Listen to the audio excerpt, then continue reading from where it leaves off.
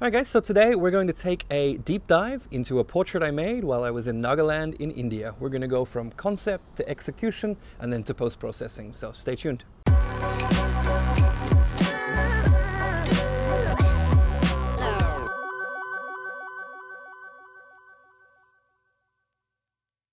Alrighty guys, so welcome back to the channel. This is Dylan Golby. I'm here in Seoul again. And I'm going to run you through today a portrait that I made of a Konyak Naga farmer in Nagaland, India. Now, this wasn't a planned portrait, so, I mean, it was planned. I wanted to get something like this, but this exact portrait on this exact day wasn't planned. So I'm going to run you through basically how I sorted out this image, how I got it to happen, and then also technically how I pulled it off and what our challenges were and how we overcame them. So this is going to be quite a long one, so get yourself a cup of tea and let's get started. Okay, so let's begin from basically the concept of the shot. Now, one of the things that I wanted to do while I was in Nagaland was to get a frame that would express a Naga hunter, a Naga farmer, up in the hills of Nagaland where the Konyaks live.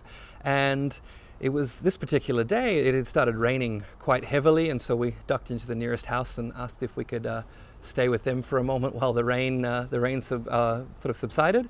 And the gentleman there offered us a cup of tea, so we sat around his fire, and I started sort of looking around his house, and I found a wall that was covered in the jawbones of animals and a few hunting tools, you know, some machetes, some guns, some things like that. And also there was a really beautiful hand-woven bag covered in monkey skulls hanging from the wall, and I thought to myself, okay, this is a great chance for us to perhaps get this shot. So I asked him, I said, oh, whose bag is this? And he said to me, oh, well, that's mine. I said, oh, where did you get all the skulls? And he said, you know, that's where I was hunting, and these are my sort of trophies from all the hunts that I've done. And I said, oh, that's fantastic. I know I've been trying to find somebody like you who make a picture. And at first he was a little bit nervous, but you know, as we chatted over tea and sort of I expressed my desire to make this picture, and he actually came back and said, look, you know, I'll do this. Just let me go and get ready. And so really wasn't expecting a huge amount of preparation to be done. When we'd met him, you know, he was in shorts and a t-shirt like, you know, everybody else is, and you know, getting ready for his day's work. But he came back out with the bag strung across his shoulder, a traditional hat, and his necklace on, which he usually reserves for festival days. But since we were making a portrait of a traditional farmer, he decided to come and wear those for us. So that was a really great start to our portrait. So then all we really had to do was wait until the rain stopped so we didn't destroy our gear. Okay, and so the rain eventually stopped, and we finished our cup of tea and headed out for roughly about a 10-minute break in the rain is what we got. So we headed out and we made a couple of images before it started to bucket down again. So as you'll see in the videos that I'm showing here, that there's a lot of mud on the ground, so we had to walk pretty carefully. It was a little bit slippery where we were, so holding up the light overhead was a little bit tough, but we managed to get through it. So in this case, I actually positioned the sun was almost directly overhead, but it was a little bit behind him. So I positioned him so that his back would be to the sun, and that would sort of illuminate his shoulders and chisel him out off the mountain for me. The other thing that did actually was to illuminate the white feather that was in his hat, so that got really bright, and I didn't want to blow that out. And so those two things were the basis for my ambient exposure before I started adding flash. So I just didn't want to let that feather go completely white or let his shoulders blow out. So I set my settings up, and in the beginning I was at f2 and 1/2000th of a second using the Fujifilm GFX 50s and the 110mm f2. And I decided to use that particular aperture because I wanted you to get hints of what was in the background, but I didn't want it to be distracting from the main subject. So I wanted him to be sharp and keep the background a little bit blurry, but still sort of legible. And so by setting that exposure, what I ended up with was a fairly dark rendering of his face. So I knew that A, for my style, and B, for just simple legibility, I was going to need to add a flash to this frame to be able to illuminate his face.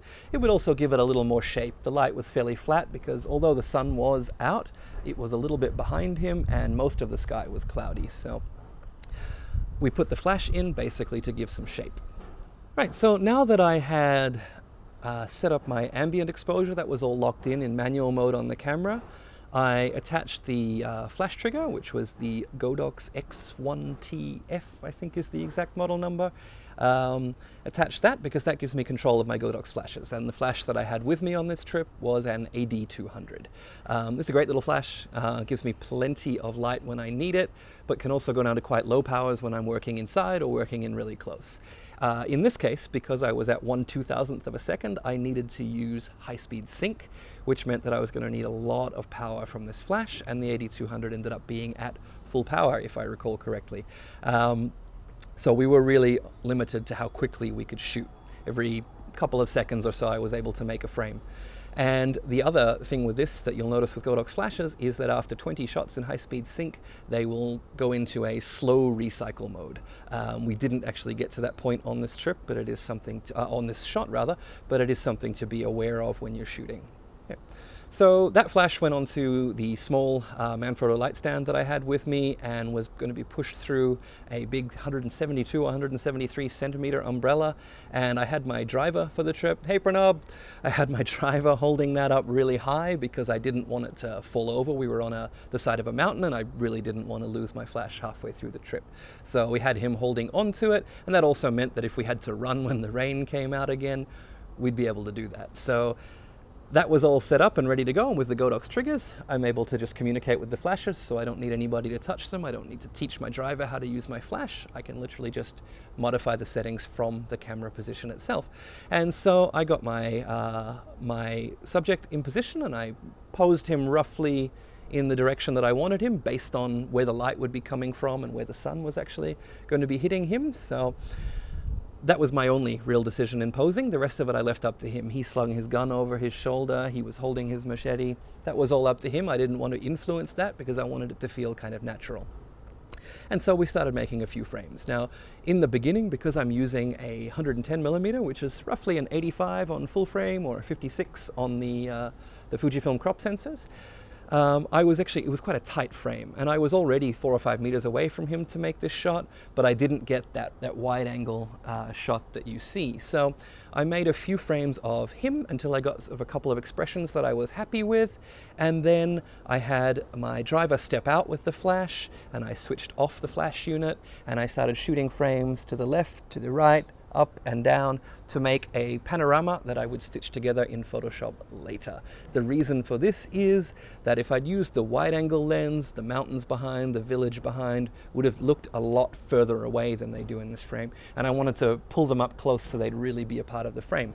I also wouldn't have been able to get the same narrow depth of field that I get from this lens. So having said all of that, let's jump into Lightroom, take a look at the photos. I'll run you through the basic process that I did there, and then we'll jump them into Photoshop, stitch them, and fix any mistakes that Photoshop makes before doing the final color grade.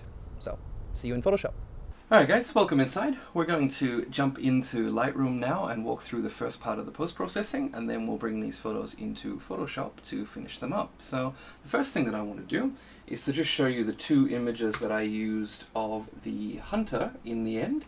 I selected this one and this one to have two different options for the final image. And as you can see, this is completely unedited. This is just the raw file straight out of the GFX.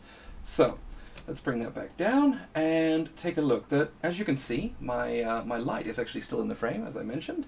And so the first thing that I did was to move the softbox or the umbrella out of the shot and make a shot of just the ambient light. And what this allows me to do is ensure that I have, first of all, an unadulterated area around him that hasn't been touched by the flash. And the second part is that I no longer have the umbrella there, so I can make sure that in the final stitch of the panorama that the umbrella will not be there and I won't have to do any unnecessary cloning. So from there, what I do is I start moving the camera around, and I shoot to the right, to the left, go a little further each direction. And of course with this I'm trying to overlap at least sort of 30% most of the time, around about 50%, to make sure that Photoshop is able to stitch them correctly. And I'm also overshooting just to make sure that I have room if I want to make different crops out of the final panorama, or just to make sure that I don't have any edges that are left where I might want more of the scene later on. I can't go back and reshoot this, so I'm making sure that I have enough to create a very wide stitch and then crop into what I might want later. So here are the rest of the frames. Okay.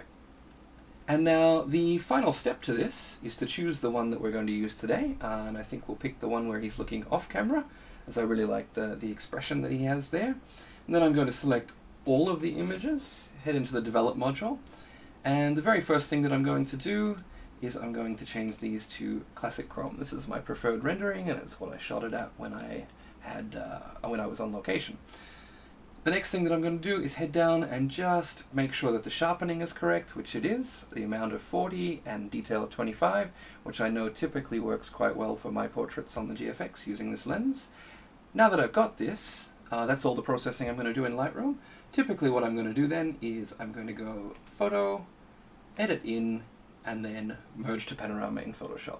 However, these are GFX 50s files, and I don't want to spend the time in this video merging them together. So what we're going to do is jump over into Photoshop now, and what you would normally see, or another way to do this of course, is to hit File, Automate, and then Photo Merge. And when you do that, you will get this dialog. And this is what you would normally get from Lightroom when you hit Merge to Panorama in Photoshop. And so what I'm going to do here is I'm going to hit Browse and find the files that I've exported, which are now at 1000 pixels to make the stitch a little bit quicker. And what I'm going to hit is cylindrical for the projection of the layout. And the reason that I do that is it typically leaves the file in the center, which for me, in this case, is actually the human that I was photographing. It leaves that one fairly well alone and only sort of twists and bends the ones around it. So, and I'm going to also check blend images together. Then I'll hit OK. And because these are only 1000 pixel files, it shouldn't take too long to do. And once they're done, what you'll see is that Photoshop has basically moved them all around, stretched them and bent them so that you get a fairly normal looking projection of the scene, and in the center of that scene is going to be the hunter that we photographed. However, what you'll probably notice is that Photoshop is going to choose the wrong version of him, the one without the flash. There we are, it's chosen the one without the flash. However, the reason that I do this in Photoshop and not in Lightroom is that Photoshop keeps all of these layers. And so the top layer I know is actually the version of the farmer with the flash, or the version of the hunter with the flash. So if I turn that off, you can see that he's actually still there. And so what I can do here is get a white brush, and I can just quickly paint over. Let's set my flow to 100%. I can quickly paint over and bring the version of him back in with the flash. And normally I would try and be a little bit more careful, zoom in, make sure that I'm not bringing in any blades of grass that don't match up when the wind is blowing and all of that sort of thing. But for now, I think this is pretty good, aside from his knees there, which obviously it's merged the wrong version again, so I'm going to have to bring that file back in again and paint him in a bit later. Or I can crop that out, which I'm going to do now. So let's merge these like that, select them all and Control E or Command E on a Mac. And then I'm going to say, well, this time I'd like to do a crop that looks a little bit like this. Let's keep him in the center. So maybe include a bit more of the mountains though. So there we are. Do a crop a little bit like that. And now we have an almost finished image. The only last thing that I like to do with a flashed portrait like this, I feel like even after using classic chrome, there's still a little bit too much saturation for my liking. I will go into the adjustment layers, and I will choose a black and white adjustment layer. And then from here I can set it to either overlay or soft light mode, which will allow the color to shine back through but bring in a lot more contrast and also reduce the saturation a little bit. Overlay is typically a little bit heavy-handed for a portrait, so I'll choose soft light, and then I will reduce the opacity just a little bit because I feel like the contrast got a little bit too much. And there you are, before and after with that layer, and it just gives it a little bit more of a punch, a little bit more of a dimensionality. So there you go. That is as far as I would go with this. Now I would save it back into Lightroom, and from there I'd be able to make different crops, add a vignette if I wanted to, all the sorts of things that you can do. A little bit more dodging and burning you can do in Lightroom. But for now, that's a finished image, and that's generally as far as I go. So, thanks a lot for watching, guys. I hope that you've learned a lot from this tutorial. If you have any further questions, feel free to put them below. Please subscribe, like, comment, and I'll see you next time. Thank you.